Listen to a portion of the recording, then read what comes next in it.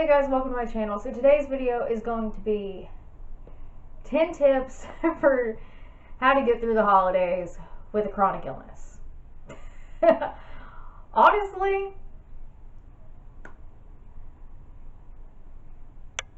I'm not the best at following these tips because I like to work myself into a flare most of the time, because if I'm having a good day, I push myself way too hard. But I'm going to try and remember these this holiday season, and I hope they help you. So if you like this video, give it a thumbs up. If you've not done so already, hit the red subscribe button down below, and let's get started. Okay, so I got my list, that way I don't forget anything.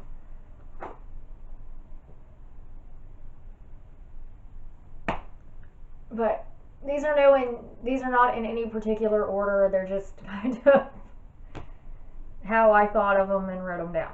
Okay, so number one is don't overdo it.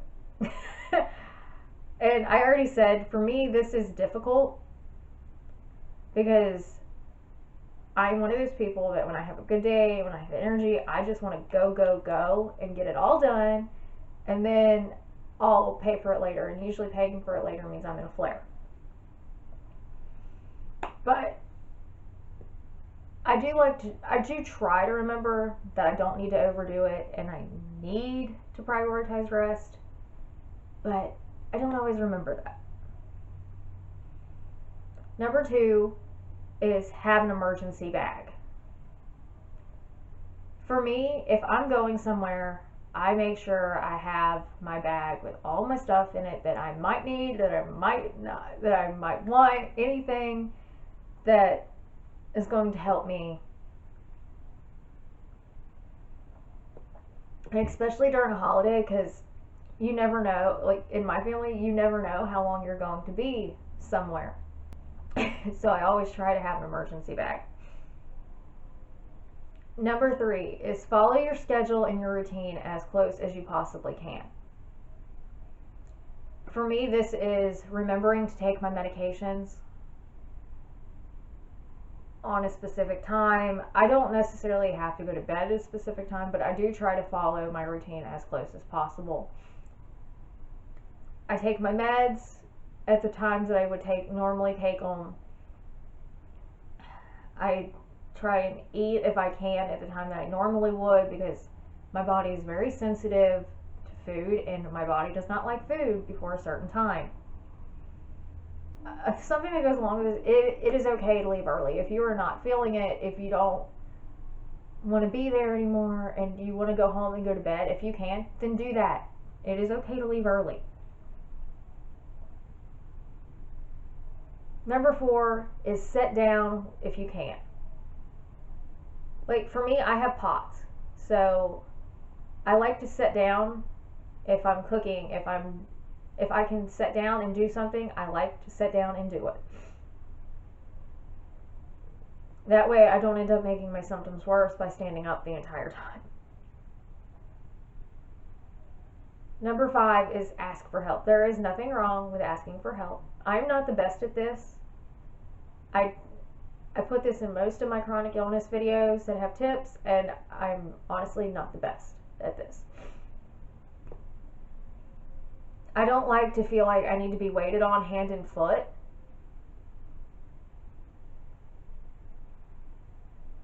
But sometimes it doesn't hurt to ask for help, especially during the holidays. Like if you're cooking, instead of cooking the entire meal, like a lot of people look at me and go, okay, you need, because I was always known for making desserts before I got really sick.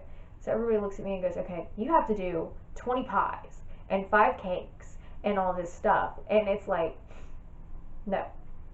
So if I'm being forced to do that, I'm asking for help. I'm making sure somebody is there to help me.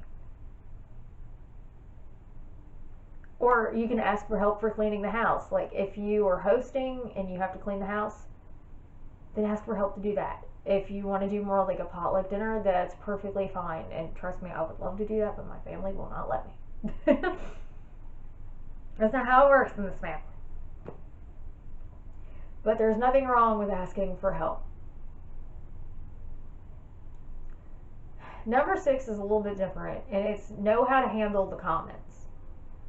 I don't care what holiday it is. I don't care where we are at. I am getting at least one nasty comment from at least one family member. And usually it's related to you're too young to be sick.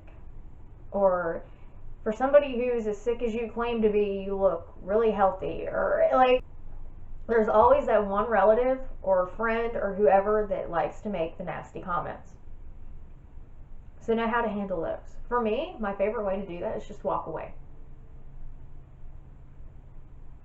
Or, like, I know you mean well, but, like, I wouldn't actually say this to anybody, but sometimes I just want to scream. I know you mean well, but you're not helping me. You can handle the comments however you want, but for me, my biggest thing is either changing the subject or walking away, because no matter what I say, it's not going to change how they think, and the next time I see them, I'm going to get another comment from them. Number 7 is practice time management. This is also a little bit different, but for me, since I try to manage my time accordingly. I don't try to do everything in one day. I don't try to do everything when I'm feeling good. Like if I have hours of time every day where I feel like doing something.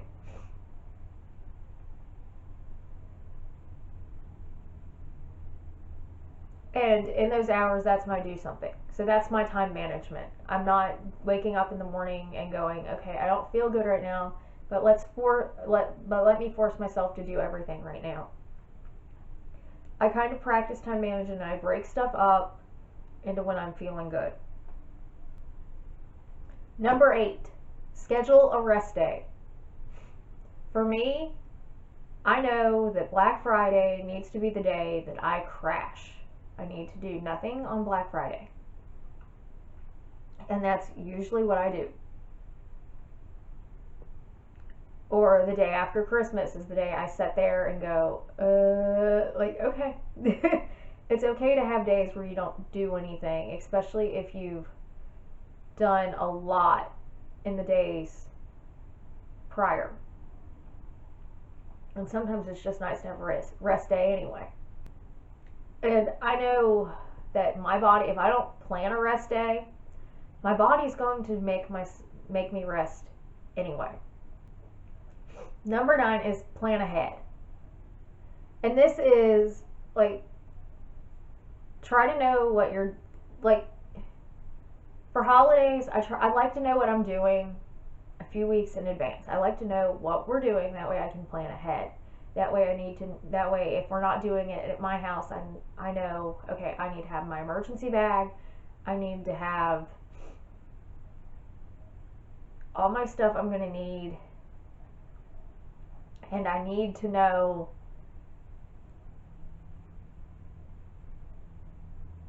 where we're going, what time, and what we're expected to do while we're there.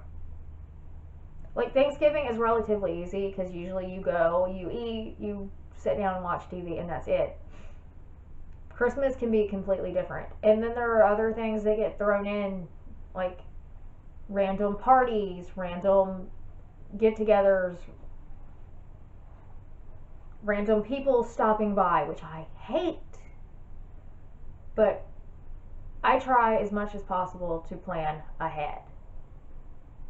Because sometimes it's not the easiest thing to do with a chronic illness, but if you can do it, it is nice. That way you're not forcing yourself into a flare, which I do. And if I don't follow my schedule and I don't follow my routine and I don't plan for stuff, then I'm making myself sick. Or sicker than I already am. Number 10, my final tip is, and it's not really a tip, it's remember that your health is your first priority. For me, like, I love to get together with the family sometimes, depending on the family. I love to see everybody. I love to sit there and goof around.